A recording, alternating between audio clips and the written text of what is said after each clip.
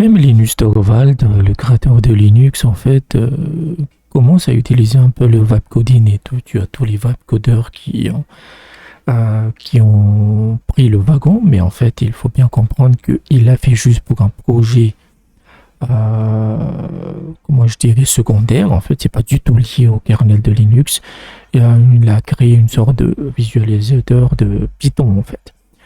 Mais Linus Torvald, qui a toujours été très incendiaire, il n'a pas sa langue dans sa poche, il n'était, il n'est pas vraiment contre le code IA, les codages, le codage IA, mais c'est surtout pour des tâches secondaires. Donc, revue de code, documentation, etc. Jamais l'aspect hardcore en fait du codage. Et évidemment, c'est un développeur très expérimenté. Donc, un non-développeur qui utilise du web coding, en fait, il risque d'en chier sa race. Tout simplement parce qu'il ne sait pas ce qu'il fait.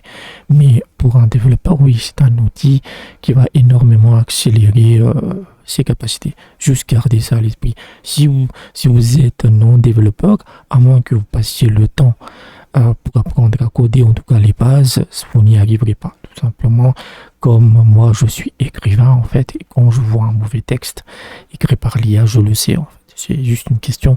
Vous ne pouvez pas remplacer l'expertise et l'expérience, c'est juste pas possible. Après, vous pouvez intégrer le codage dans votre flux de travail si c'est nécessaire, dans votre niche particulière.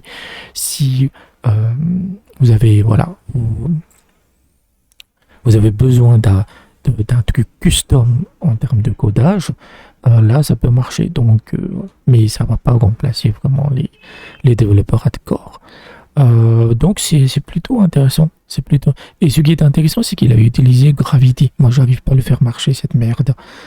Donc le Google Anti-Gravity là, c'est ça qu'il avait utilisé. Donc c'est intéressant que ce type de profil en fait essaie de promouvoir aussi le codage IA avec ses limites, bien évidemment. Donc voilà.